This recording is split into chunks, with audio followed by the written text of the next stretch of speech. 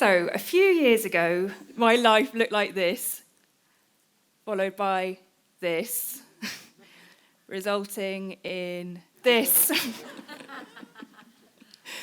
And I wanted my life to look like this, and maybe on weekends, this.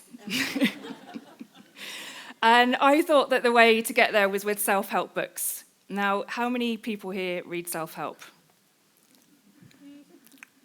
And how many think it's total rubbish? So I'd always read self-help, and friends would tease me because they would say that I was a really bad advert for books with names like How to Stop Worrying and Start Living, which I'd read 3 times and continued to worry more than anybody I knew. And on paper, my life was really good. I had a great job as a freelance journalist, and I had friends and family and my health, but I was actually quite lost. And by the time I was 36, my friends were moving on and they were getting married and having babies and buying houses. And I felt very stuck. I was often depressed, I was in debt, and always single. And in short, I was living proof that self-help books don't help you. But I had this idea that they would if I just did what they told me to do, because until that point, I never did. I would read them and fantasize about how great life would be if I got up at 5 a.m. to meditate, or if I could just think more positively. But then I'd close the book and go back to wine and Netflix, and nothing ever changed. And so then one hungover Sunday, I had an idea. I would spend a year not just reading self-help, but doing it. And the plan came that I would read a different self-help book each month, and I would do literally everything it told me to do to see if it could change my life. And I started with a book called Feel the Fear and Do It Anyway. A lot of you know that one. So the rule in that is really simple. She says to live a full life, you need to be doing at least one scary thing a day. And so I went for it. I jumped out of a plane. Me and my cheeks jumped out of a plane. And I did stand-up comedy, and I did naked modeling, and I even did something that is known to scare most people more than dying: public speaking. And in short, I did more scary things in that month than I'd done in my entire life. And when the stand-up comedy and the public speaking went quite well, I learned that I was capable of way more than I thought. And I also learned that I got a big rush out of doing the small things that I normally put off doing, like parallel parking and, and opening my bank statements. So the project got off to a really good start, and then I picked up The Secret. Anyone here know The Secret? So The Secret says you can have absolutely anything you want in life if you just believe. And this is down to something called the law of attraction, whereby what you think about, you bring about. And if you keep thinking about the bills that are flying through the post, you're going to get more bills. If, on the other hand, you visualize endless checks coming your way, that's what's going to happen. And to help you with this visualization, the Secret website has blank checks that you can download and print off, and you fill it out for the amount that you want the universe to give you. And so I did that. And here's my check for £100,000, please, universe. And while I was waiting for this to become mine, in reality, I went car shopping. The Secret says that if you have a dream car, you should road test it. And you should feel your bum on the expensive leather and your hand on the steering wheel. And so I went to a fancy car showroom and I road tested a beautiful old Mercedes, and then I got the bus home. And at this point, my family was beginning to get quite concerned by what I was doing. And when I explained positive thinking to my Irish mother, she said, "You mean you delude yourself?" Bad Irish accent there, sorry, Mum. And my sister worried that I was now going to open my mind so much my brain would fall out. And so I brought myself back down to earth with something called Rejection Therapy. And this is a really brutal self-help game, and it says that you need to be rejected by another human being every day. Yeah, it's horrible. And the idea behind that is that we all live in fear of rejection, and it stops us from going after loads of things we want. By actively seeking it out, you become a bit desensitized. You get used to the feeling of rejection, and you realize it's not fun, but it doesn't kill you. And sometimes you learn that people say yes when you think they're going to say no. But it started off really painfully. I began in a small way. I would smile and say hello to strangers on the street. But in London, they'll practically arrest you for that. And it was stunning how horrible it felt to get blank faces looking at me. And even though I didn't know these people, it felt hurtful to be rejected. And that's because we rely on the approval of the group. In our cavemen days, our whole survival depended on it, which is why rejection feels so horrible to this day, even if it's someone just not replying to an email. But I kept going, and I walked past a basketball court in the centre of London, and there were teenagers playing a game, and I've never played basketball before, so I said, "Do you mind if I join in?" Totally expecting them to grunt no at me. And they didn't. They gave me a 20-minute lesson on how to shoot hoops. And when I told them about the rejection challenge, they talked to me about what it's like to be a teenage guy and chatting up a girl, and she blows you out, and you've got to walk back to your friends. And we just had this sweet conversation, me and 15-year-olds swapping chat-up techniques that I would never have had before. And then I moved to professional rejection. As a freelance journalist, I'd sort of made my living out of writing about mascaras and tights. So the most ridiculous thing I could think of asking was to contact national newspapers and see if any of them wanted to give me a regular column. So I sent off emails and waited for resounding silence. And amazingly, I got a reply, and I now have a weekly slot in an Irish newspaper. And it's the size of a matchbox, but it's mine. Thank you. Thank you. And then when things were going so well, I decided I'd play with fire, or rather walk on it, at a Tony Robbins event. Do you know? You've done that. So Tony Robbins events are these huge weekends where thousands of people are whipped into what's called a peak state, which is the kind of state where you just think you can do absolutely anything, including running on a lane of burning coals, which I did.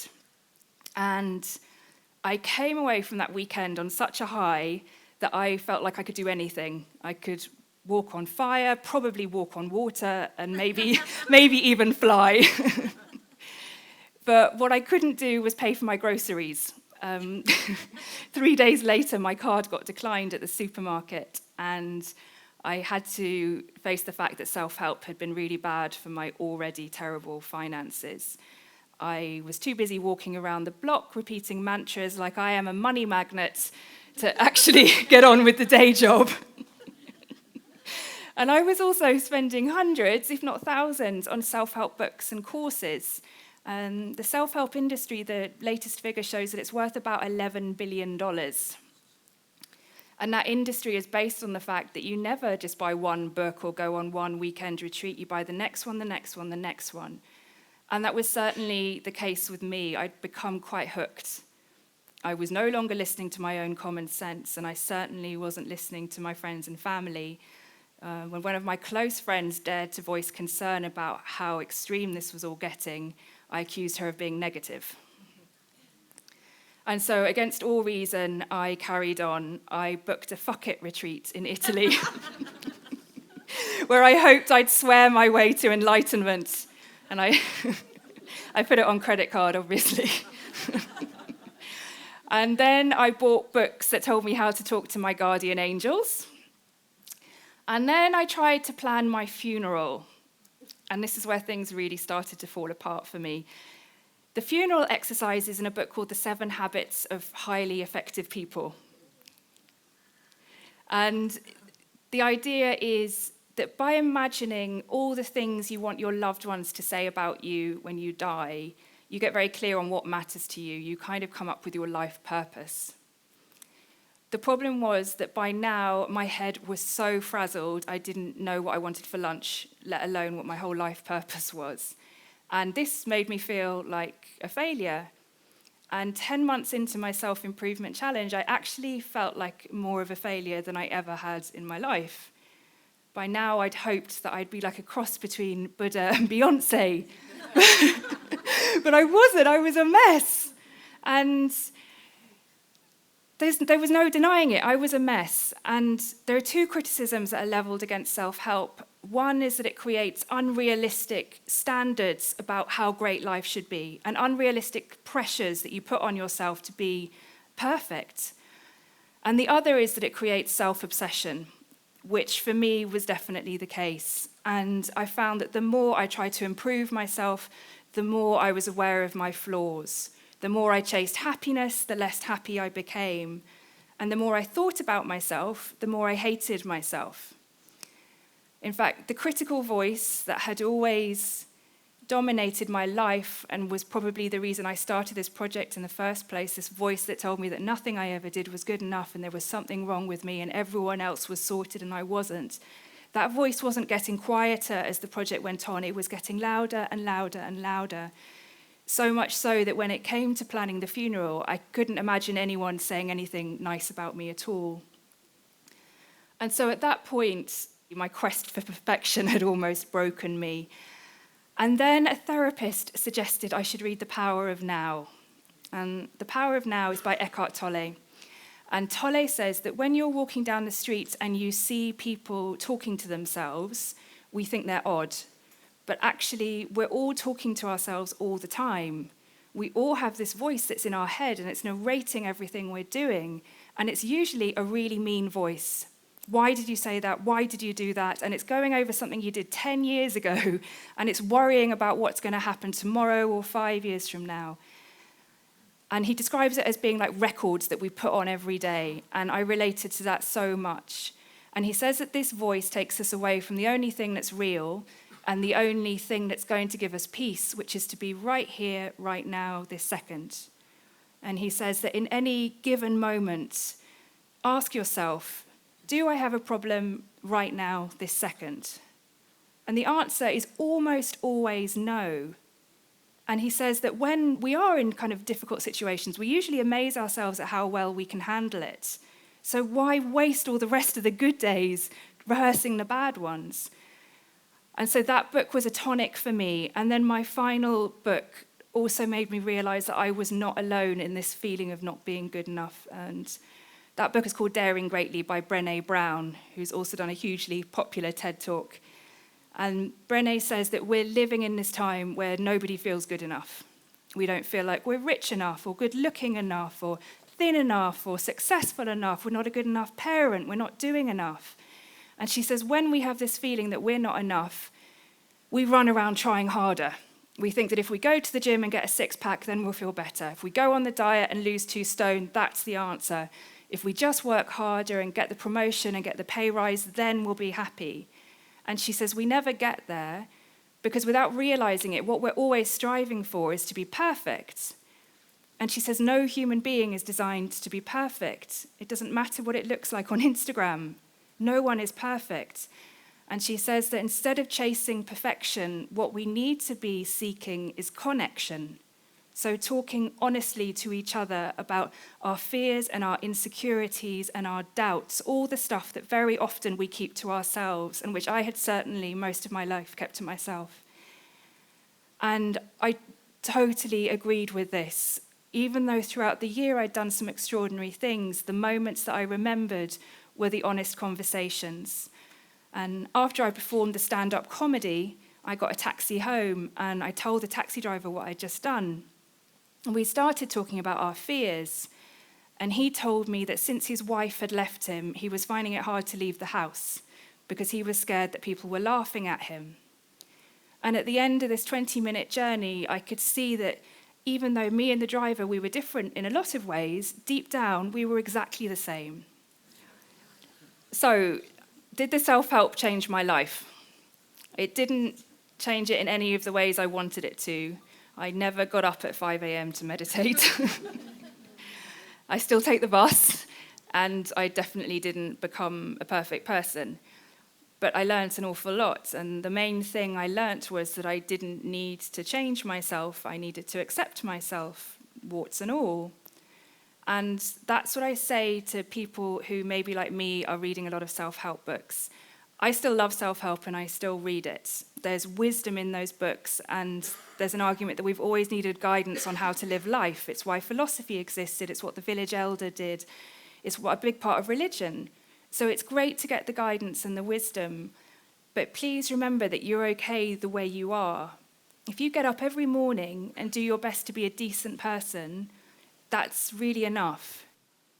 My best friend said she just wanted me to get to the end of all of it and realize that I didn't need to jump out of a plane or run on fire to be a good person, that people loved me the way I was. And at the time, I genuinely didn't believe her because all I could see was everything that was wrong with me, this endless list of everything that was wrong with me. I thought I was broken and that I needed to fix myself. And I now see that I was never broken and I didn't need to fix myself. And neither do you. Thank you. Thank you.